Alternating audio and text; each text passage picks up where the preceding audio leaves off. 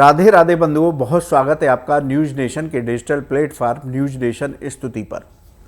बंधुओं, इस वीडियो में हम बात करेंगे सबसे बड़ी एकादशी यानी कि उत्पन्ना एकादशी के बारे में।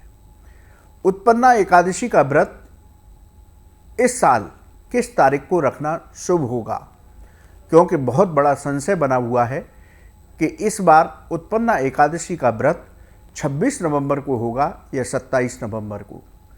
इस साल इस उत्पन्ना एकादशी को क्या दिव्य संयोग बन रहे हैं, इस एकादशी को सबसे बड़ी एकादशी क्यों कहा जाता है, इस एकादशी की क्या व्रत कथा है और इस एकादशी के दिन हमें किस तरह पूजा पाठ करना चाहिए और किन बातों का विशेष ध्यान रखना चाहिए, इन सभी बातों की चर्चा इस वीडियो में करेंगे। बंधुओं, मैं हूं हरि गोपाल शर्मा। सनातन धर्म में एकादशी व्रत की विशेष महिमा है।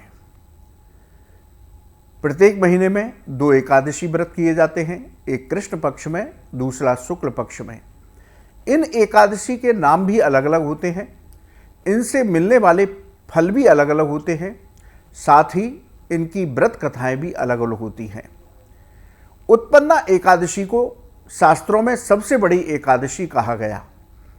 उत्पन्ना एकादशी, जैसा कि नाम से स्पष्ट है, इस दिन एकादशी तिथि का, एकादशी देवी का प्रकट उत्सव हुआ था, यानी कि वो उत्पन्न हुई थी।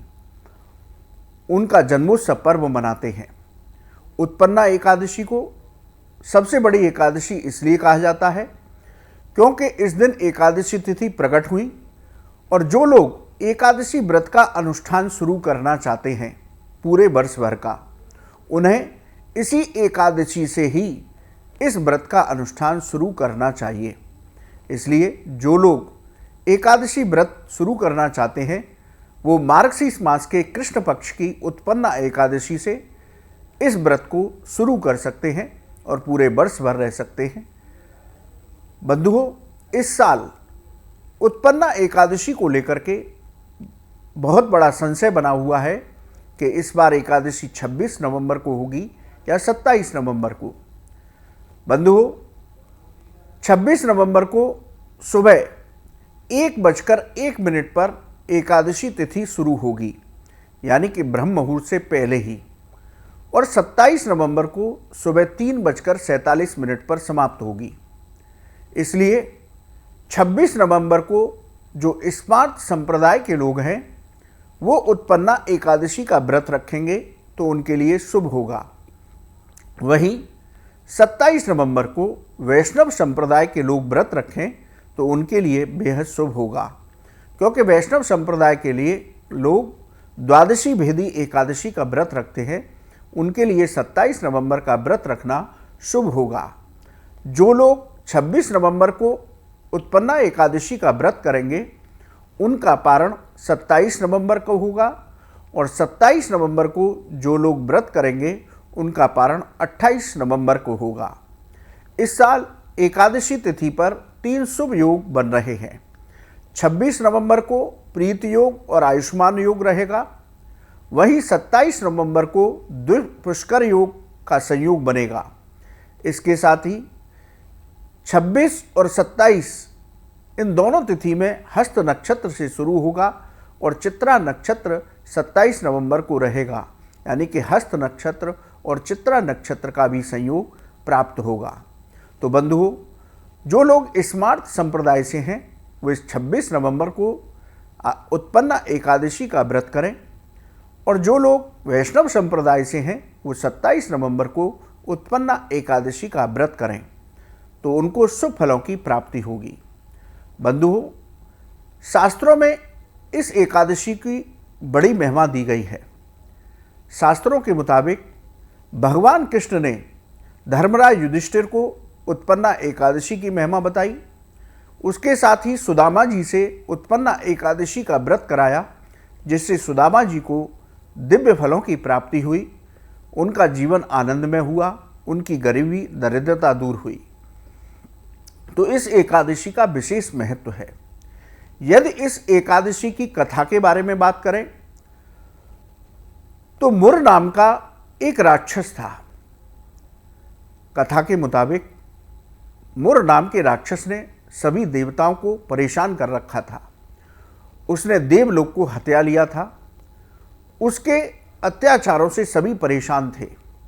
सभी देवतागण एकत्रित होकर के भगवान शिव के पास गए। भगवान शिव से उन्होंने मुर राक्षस से मुक्ति दिलाने की बात कही। तो भगवान शिव ने कहा कि इस राक्षस का वध मैं नहीं कर सकता, इसलिए इस राक्षस के वध के समाधान के लिए हम वैकुंठ लोक श्री हरि के पास चलते हैं। भगवान शिव के साथ सभी देवतागण भगवान विष्णु के वैकुंठ लोक पधारे। भगवान विष्णु को उन्होंने मुर राक्षस के अत्याचारों के बारे में बताया और भगवान से प्रार्थना की कि इस राक्षस से हमें मुक्ति दिलाइए। भगवान विष्णु ने कहा कि आप निश्चिंत हो जाइए, मैं इस राक्षस का वध करके आपको अपने राज्य वापस करा दूंगा, आपको देवलोक वापस करा दूंगा। भगवान विष्णु मुर राक्षस का वध करने के लिए उसकी नगरी में पहुंचे। मुर राक्षस भी भगवान विष्णु से युद्ध करने के लिए तैयार था। बहुत बलशाली था, बहुत मायावी था। भगवान विष्णु और मुर राक्षस के बीच बहुत दिनों तक युद्ध चला, लेकिन भगवान विष्णु उसको मार नहीं पा रहे थे। अस्त्र शस्त्रों के युद्ध के बाद शास्त्र कहते हैं कि 10,000 वर्ष तक भगवान विष्णु और मुर राक्षस में मल्ल युद्ध भी चला, लेकिन भगवान विष्णु मुर राक्षस का वध नहीं कर पाए।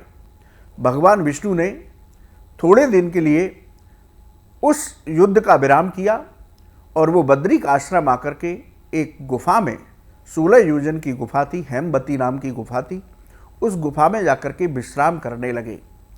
मुर राक्षस भी उनको खोजता हुआ बद्रिक आश्रम में उस गुफा में पहुंचता है और वो सोचता है कि इस वक्त विष्णु सो रहे हैं, तो इस वक्त उनका वध करना, उनकी हत्या करना बहुत शुभ होगा और बहुत साधारण रूप से मैं उनको मार सकता हूँ।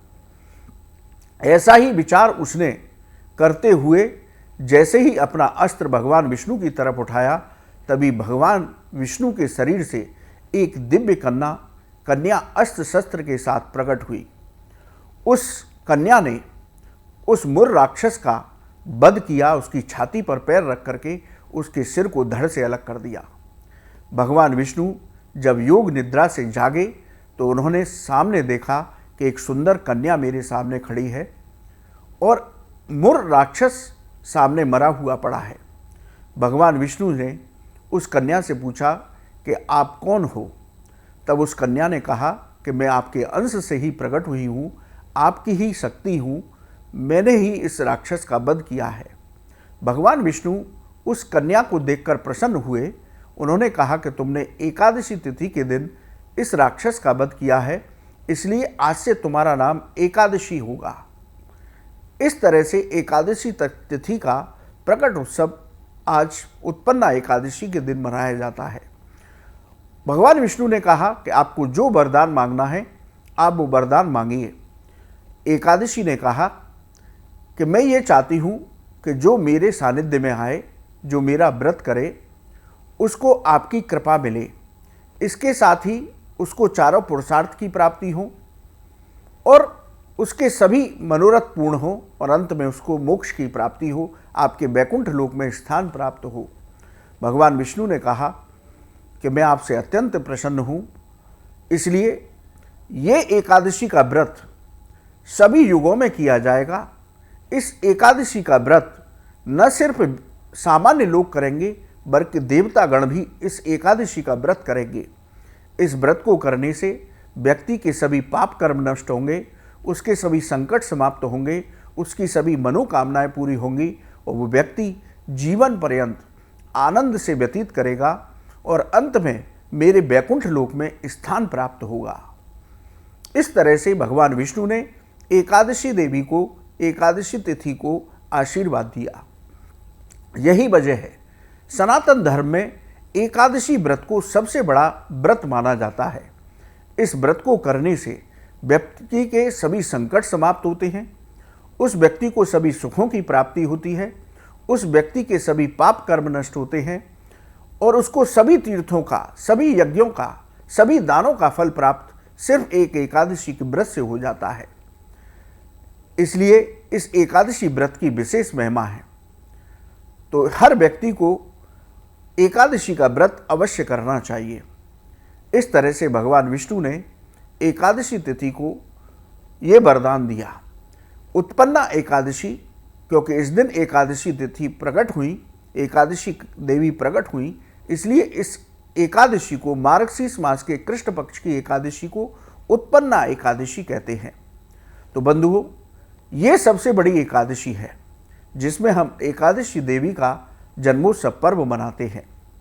तो इसलिए हर व्यक्ति को, चाहे वो साल की कोई भी एकादशी व्रत न रख पाए, लेकिन मार्गशीर्ष मास के कृष्ण पक्ष की उत्पन्ना एकादशी का व्रत हर सनातन धर्म अनुयायी को रहना चाहिए। ये दिव्य एकादशी है, ये धर्मशास्त्र कहते हैं, ये धर्माचार्य कहते हैं, ये सबसे बड़ी एकादशी है। बंधुओं, इस तरह से मुर राक्षस का वध हुआ और एकादशी तिथि, एकादशी देवी प्रकट हुई।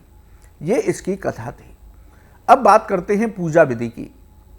आप सूर्योदय से पहले स्नान करें, व्रत संकल्प लेकर उपासना करें, भगवान लक्ष्मी नारायण का पूजन करें, युगल सरकार श्री राधा कृष्ण का पूजन करें।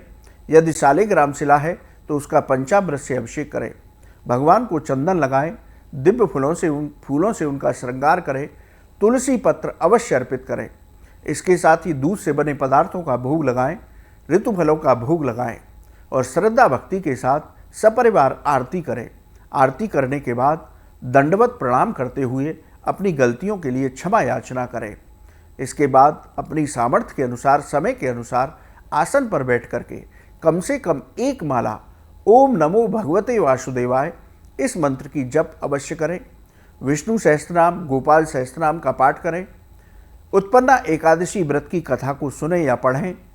इसके साथ बड़ी शांतिपूर्वक भक्तिभाव के साथ पूरा दिन व्यतीत करें। शाम के समय पुनः भगवान का पूजन अर्चन करें। तुलसी जी के पास बैठ करके घी का दीपक जलाएं। वहीं बैठ करके द्वादशाक्षर मंत्र की माला करें, माँ लक्ष्मी के मंत्रों की माला करें।